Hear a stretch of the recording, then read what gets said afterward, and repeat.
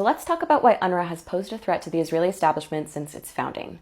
It's really all because of one very important question, the refugee question, and with that, the right of return. So let's get into it.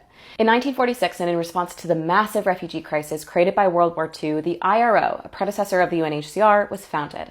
But when the creation of the Israeli state in 1948 and the violence surrounding it displaced over 700,000 Palestinians, Israel pushed for a separate UN agency to be created in response to their displacement, for a few reasons, but mostly because they didn't want displaced Palestinians to get the same status as those displaced from World War II.